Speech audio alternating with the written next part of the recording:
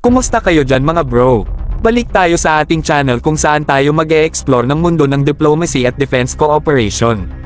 Sa episode natin ngayon, may exciting balita tayo para sa inyo. Kaya kuha na ng popcorn at magsimula na tayo.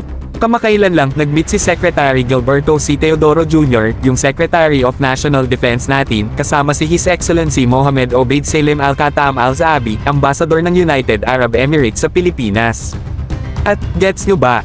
Courtesy call ito. Ang dalawang official na to may iisang misyon, tapusin ang proposed Memorandum of Understanding on Defense Cooperation. Wow mga bro, malaking bagay ito.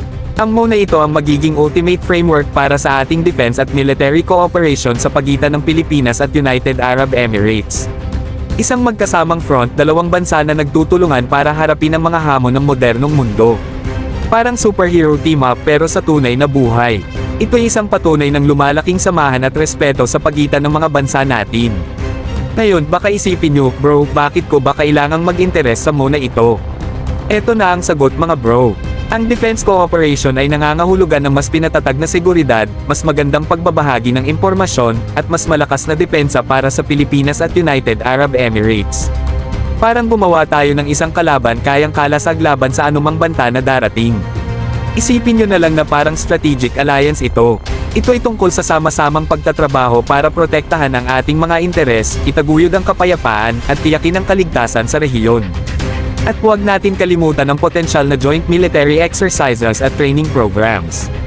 Sino ba ang hindi mag-e-expect ng mga nakaka-adrenaling kolaborasyon sa hinaharap? Si Secretary Teodoro at Ambassador Al-Zaabi ang dynamic duo na nangunguna sa laban, naglalatag ng daan tungo sa isang magandang kinabukasan ng cooperation. Sila'y parang Batman at Superman pero may suot na barong at tie. Kaya mga bro, abangan natin ang pagkumpleto ng MOU na ito.